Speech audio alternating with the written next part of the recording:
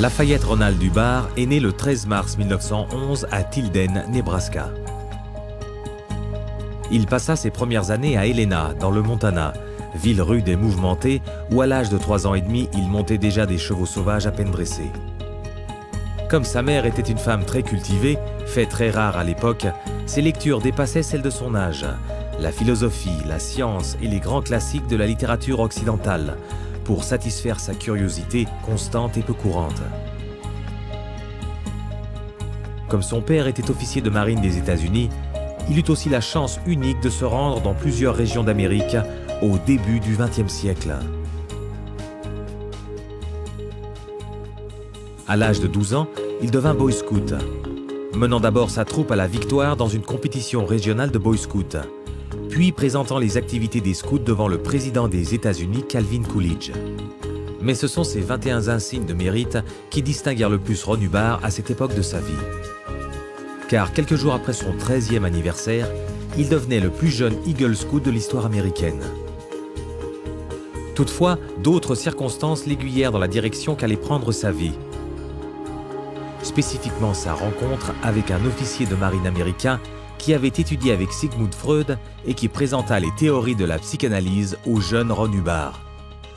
Bien que beaucoup de questions soient restées en suspens, c'est à ce moment-là qu'est née son intention persistante de percer les mystères de l'esprit humain. La carrière de son père dans la marine lui a fourni une autre source de recherche, à savoir une nomination en Extrême-Orient qui permit à Ron Hubbard, alors âgé de 16 ans, de visiter l'Asie. C'était une région encore entourée de mystères et rarement visitée par les Occidentaux. Cherchant à répondre à ces questions très fondamentales sur les origines de l'homme et la source ultime de la vie, il parcourut plus de 400 000 km en Inde, en Chine, au Japon et aux Philippines, découvrant de nombreuses cultures lointaines et une grande sagesse enveloppée de mystères, dont les hymnes védiques, source des plus anciennes croyances de l'humanité. C'est aussi pendant ces voyages qu'il a pu entrer dans les lamaseries bouddhistes interdites dans les collines occidentales de la Chine et y voir des phénomènes qui transcendaient toute explication scientifique connue. Peu de temps après son retour aux États-Unis en 1929, il entra à l'université George Washington pour y faire des études d'ingénieur. Il s'agissait d'un programme d'études rigoureux sur la méthodologie scientifique, les outils précis dont il avait besoin pour examiner la pensée humaine avec une exactitude infaillible. On y donnait aussi l'un des premiers cours de physique nucléaire en Amérique, grâce auquel il s'embarqua sur une autre piste de recherche, permettant d'isoler une source de vie postulée, détectable en théorie dans les minuscules particules d'énergie. Pourtant, les expériences en laboratoire n'occupaient pas toutes ses journées à l'université. En juin 1932, il organisa la première de plusieurs expéditions dans des terres lointaines et primitives. D'abord un voyage de 8000 km dans les Caraïbes, où il entra en contact avec un peuple remontant à plus de 10 siècles avant Christophe Colomb.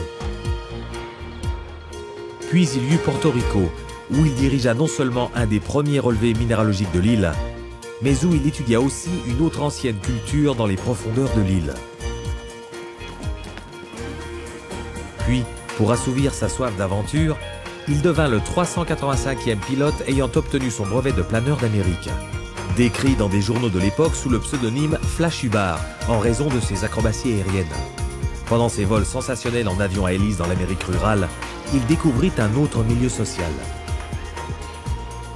Après avoir quitté l'université pendant la Grande Dépression, il commença sa carrière d'auteur professionnel, transformant les expériences qu'il avait vécues en histoires très mouvementées pour les magazines de l'époque. Ron Hubbard écrivit dans tous les styles, aventure, intrigue, science-fiction, fantastique, western et même des histoires romanesques à l'occasion, et devint une légende incontestée de la fiction américaine. Bien sûr, avec plus de 300 romans et nouvelles à son actif, son rendement était si prodigieux qu'il écrivit finalement des histoires sous 15 pseudonymes différents, remplissant ainsi des magazines entiers. Il écrivait également des scénarios de films à succès pour Hollywood, laissant une marque indélébile en tant qu'auteur, dont la carrière allait durer 50 ans.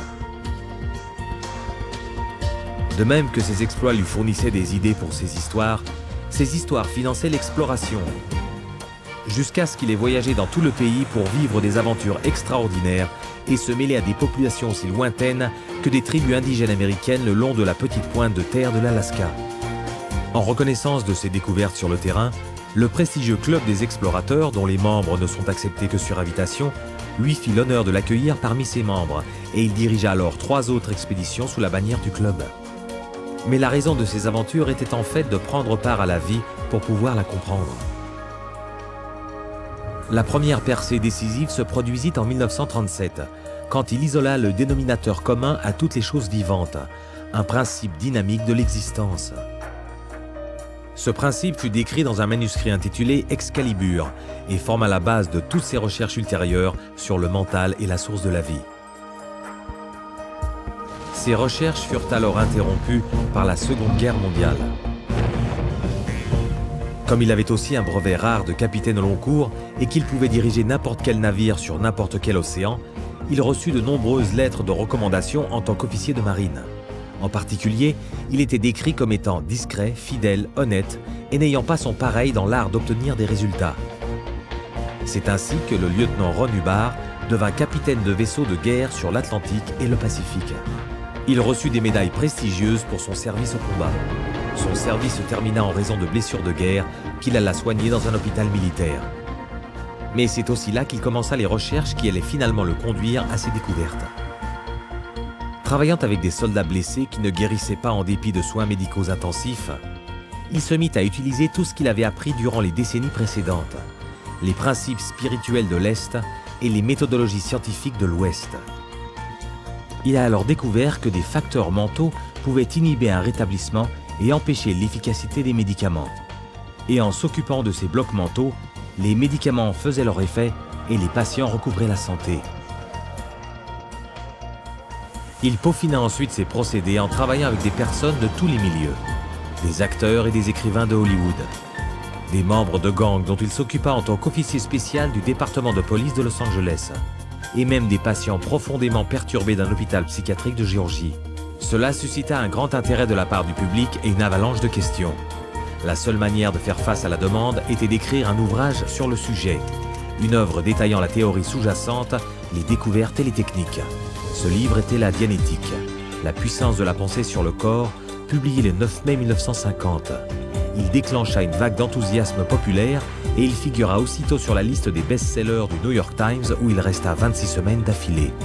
Cela en fit le livre sur le mental le plus populaire de tous les temps, ce qui est encore le cas de nos jours. Ce livre contient la découverte du mental réactif, source cachée des cauchemars, des peurs irrationnelles, des contrariétés et de l'insécurité.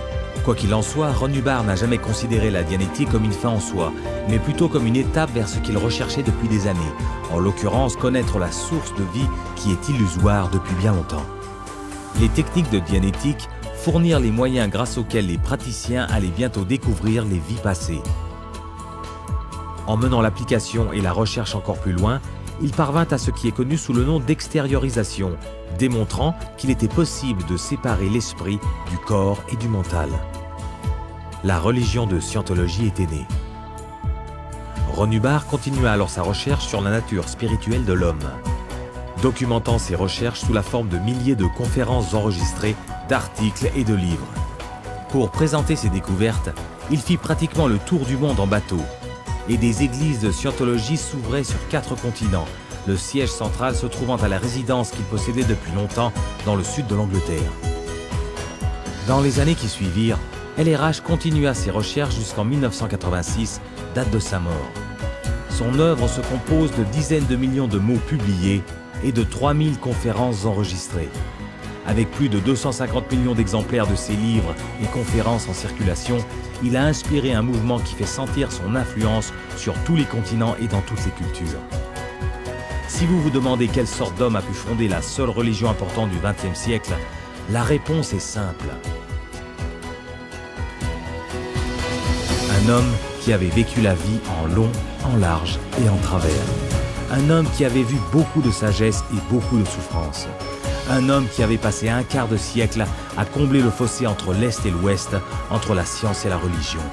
Un homme comme Ron Hubbard.